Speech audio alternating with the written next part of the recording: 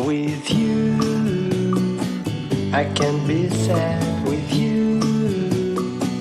Just take my hand and fly up through the dreams where the skies are so clear. With you, I wanna stay with you.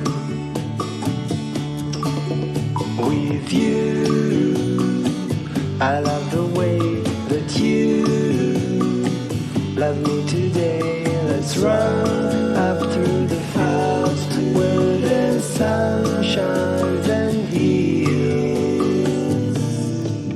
With you.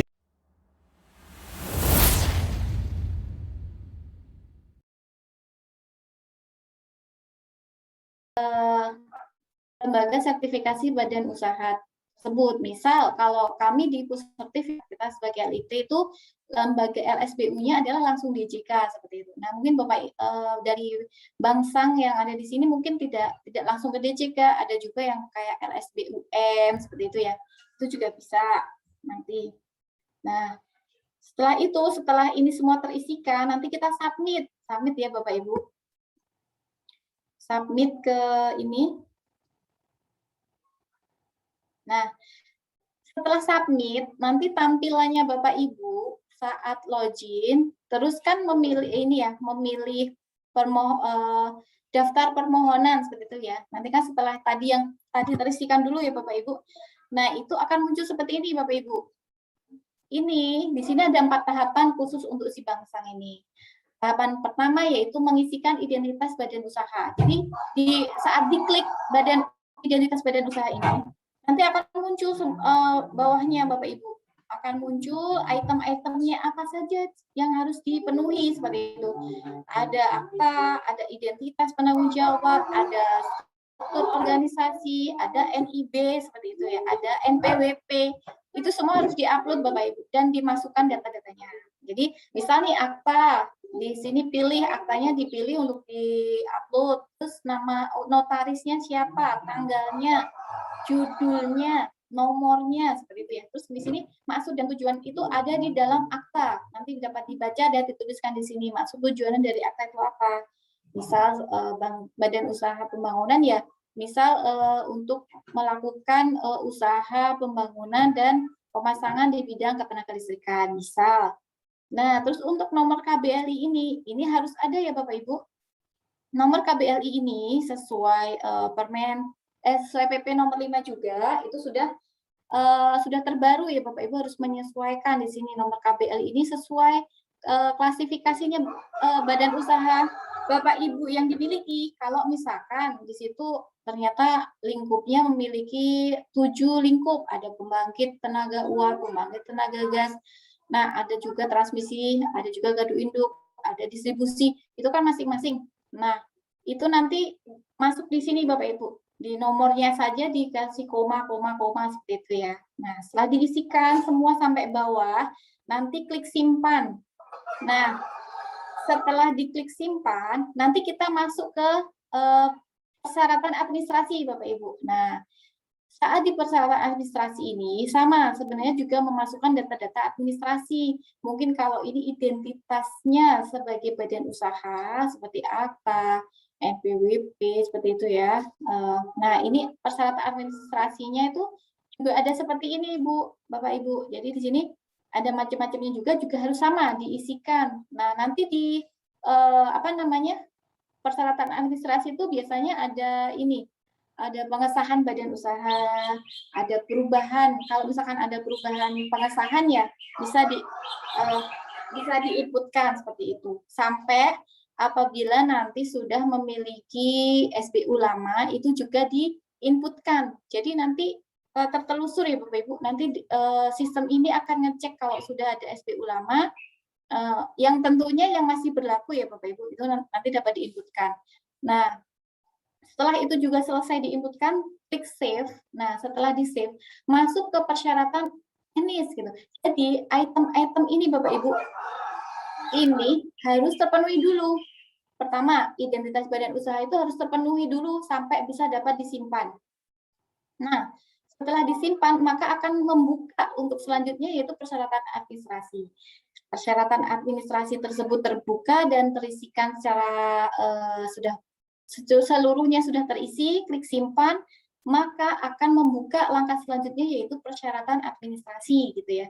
Nah, persyaratan administrasi tersebut dia lebih ke ini, pengisian PT dan PJT. Jadi misal Bapak Ibu memiliki lingkup pembangkit, transmisi, gadu induk, distribusi gitu ya. Nah, itu semua dimasukkan Bapak Ibu, klasifikasinya, bidangnya. Nah, setelah bidangnya di-create, nanti masing-masing bidang ini juga menginputkan Bapak Ibu, misal di pembangkit punya 10 TT, 10 PJT, 100 TT gitu. Ya diinputkan satu-satu. Nah, begitu juga dengan yang di transmisi, distribusi, semuanya seperti itu. Nah, untuk masing-masing TT PJT ini pun memiliki persyaratan. Seperti ada NIK, nomor NIK-nya yang sesuai dengan yang terdaftar di Serkom. Dia di-upload NIK-nya, upload Serkomnya, upload surat pernyataan sebagai TT atau PJT-nya, upload surat penunjukan dari badan usaha tersebut. Jadi, badan usaha tersebut menunjuk TT PJT, itu kan ada surat penunjukan, semacam SK tim bisa jadi, itu nanti di-uploadkan juga gitu ya. Jadi, kalau nanti menemukan surat penunjukan, itu sebaiknya satu surat penunjukan saja gitu ya dari badan usaha tersebut, nanti semacam SK tim, tapi isinya di dalamnya itu disebutkan lampiran nama-namanya. Jadi nama si A, dia lingkupnya sebagai TT di pembangkit ini. Nama si B sebagai PJT di transmisi ini gitu ya. Jadi satu surat penunjukan untuk seluruh pegawai yang dimiliki, jadi agar tidak kebanyakan surat gitu ya. Tapi kalau untuk surat pernyataan itu harus masing-masing Bapak Ibu. Jadi misal satu orang itu terdaftar sebagai PJT di pembangkit, PJT di gadu induk, PJT di distribusi, ya dia harus 3 suratnya masing-masing gitu. Jadi saat menguploadkan itu sudah sesuai gitu ya. Tapi kalau untuk surat penunjukannya cukup satu saja, nanti dilampiri nama-namanya, daftarnya. Tapi daftar namanya juga sebaiknya mencantumkan lingkup biar udah seluruhnya terpenuhi gitu ya.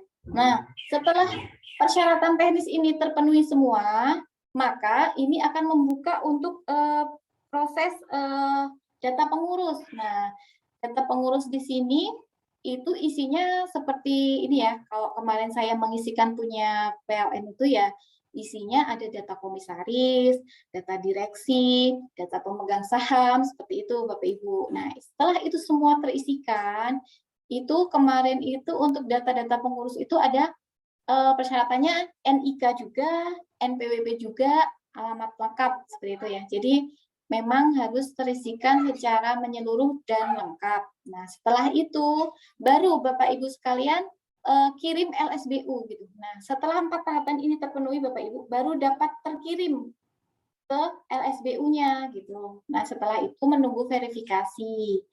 Apabila nanti ternyata saat diverifikasi masih ada kendala atau masih ada kekurangan, ya pasti akan di-reject.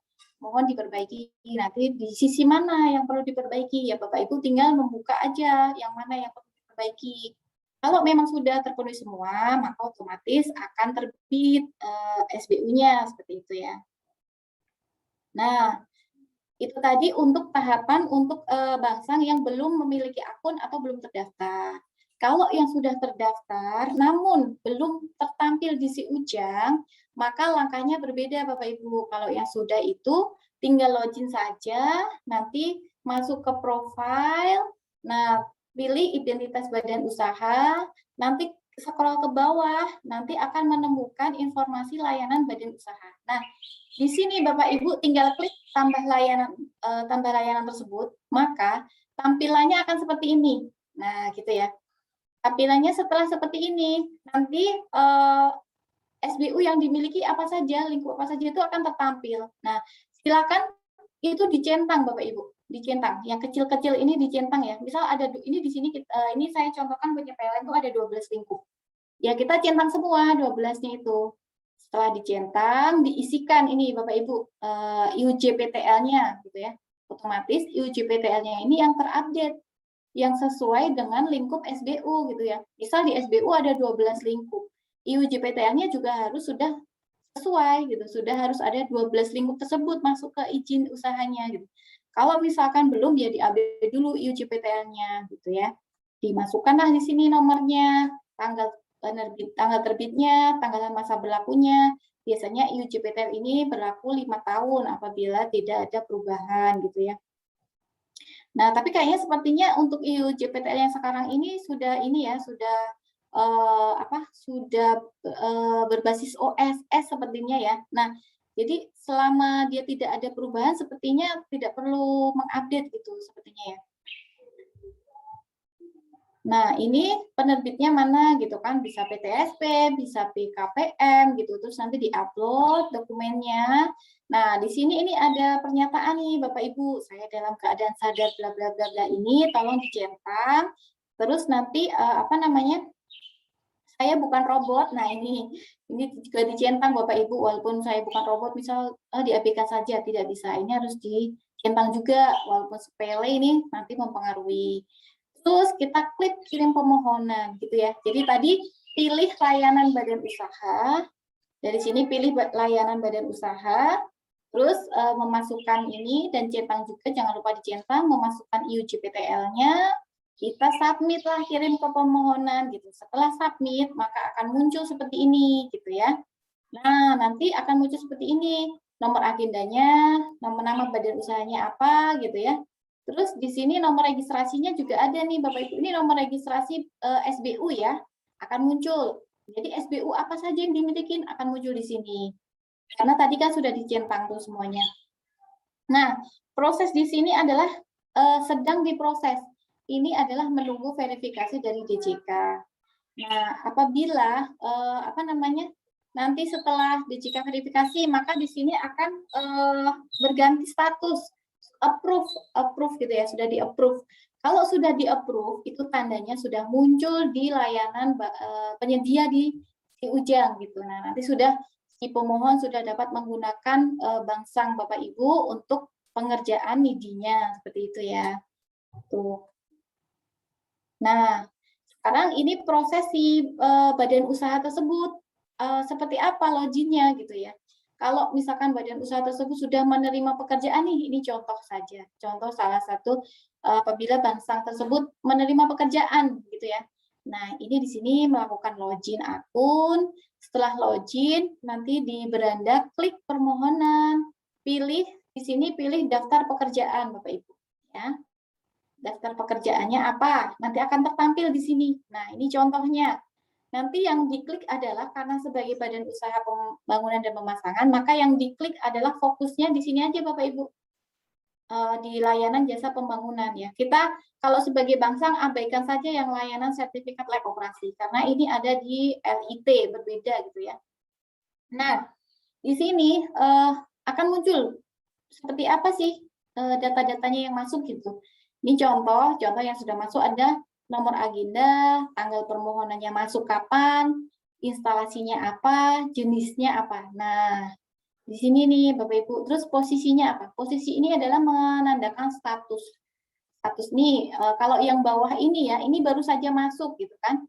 Masih proses verifikasi badan usaha gitu ya. Belum diapa-apakan oleh bank sang tersebut. Kalau untuk proses pengerjaan PP yang di atas berarti si badan usaha tersebut sudah men-set tenaga tekniknya. Jadi langkah awal si bank sang tersebut klik ini Bapak Ibu. Klik di sebelah kiri ini, klik lihat gitu ya, diklik. Nanti akan tampilannya seperti ini Bapak Ibu ya. Setelah diklik nanti Bapak Ibu dapat melihat pemohonnya siapa nih gitu. Informasi instalasinya seperti apa gitu ya. Nah, langkah selanjutnya yaitu si badan usaha tersebut men-set atau memasukkan tanggal jadwal pelaksanaan. Nah, biasanya ini kemarin kita coba diskusikan dengan unit PLN ya. Di sini kan namanya pembangunan dan pemasangan itu sangat panjang gitu ya, apalagi untuk pembangkit gitu waktunya yang mungkin bisa tahunan gitu ya. Nah, itu kita ambil jalan tengahnya yaitu yang sudah benar-benar instalasi yang sudah terpasang dan sudah mendekati selesai, walaupun mungkin belum sepenuhnya selesai 100% gitu ya. Itu sudah dapat diisikan. Namun kalau misalkan gimana kalau sudah ada kontraknya nih, si pemohon dapat mengisikan, boleh-boleh saja gitu.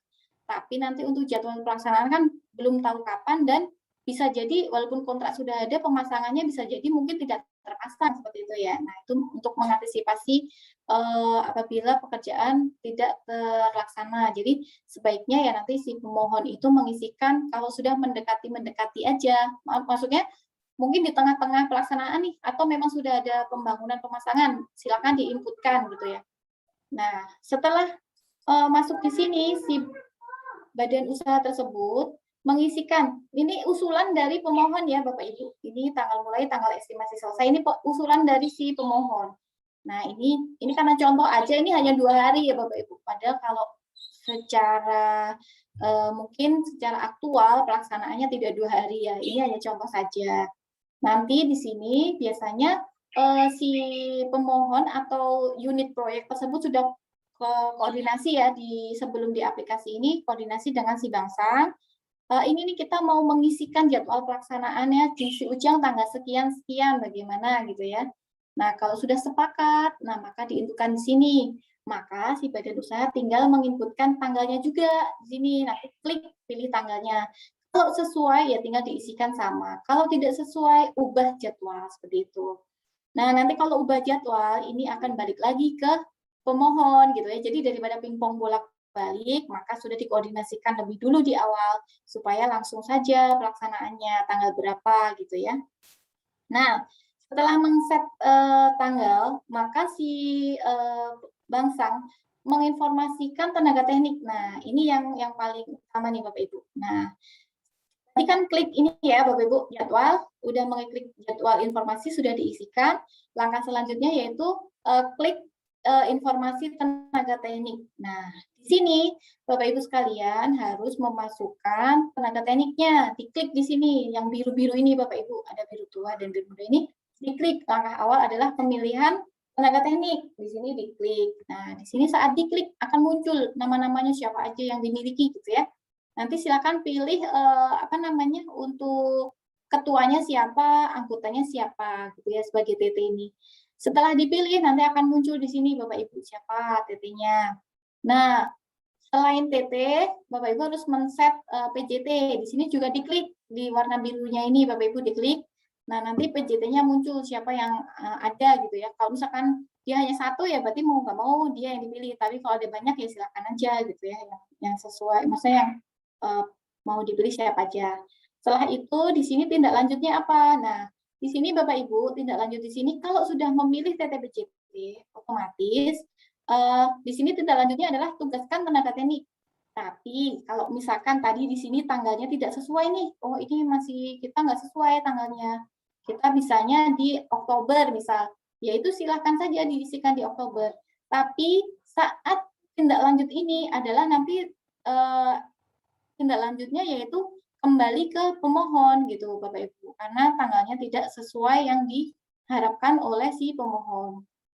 Nah, setelah ini masuk, ini anggap saja kita sudah men-set TTPJT, maka di sini tugaskan TTPJT. Mungkin catatannya mohon dapat dilaksanakan inspeksi di lapangan gitu ya. Nah, setelah itu klik saya bukan robot, terus simpan tindak lanjut. Nah, setelah sudah simpan tindak lanjut, maka akan masuk ke sisi inspektor Bapak Ibu. Nah, ini adalah tampilan untuk login si TTPJT gitu ya. TTPJT memiliki akun tersendiri. Nah, ini webnya si ujang.sdm.id, garingnya login, akan muncul seperti ini tampilannya Bapak Ibu. Nah, untuk username-nya itu menggunakan NIK-nya yang terdaftar di badan usaha tadi, yang sudah di-generate oleh badan usaha gitu ya. Passwordnya masing-masing sesuai tadi. Jadi begitu generate TTPJT maka memasukkan email.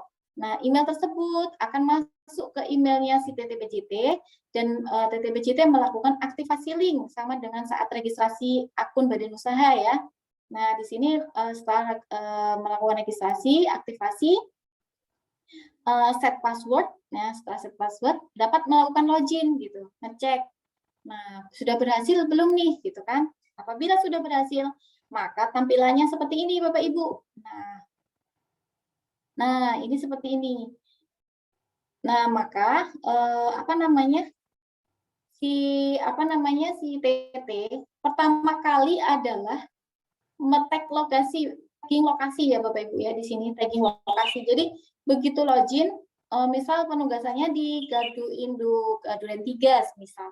Ya udah si TT-PJT datang ke Gardu Induk Duren 3 melakukan tagging lokasi di situ. Jadi tagging lokasi sebagai TT ini di Bangsang, sisi Bangsang itu tidak dapat diinputkan ya Bapak Ibu. Tapi dia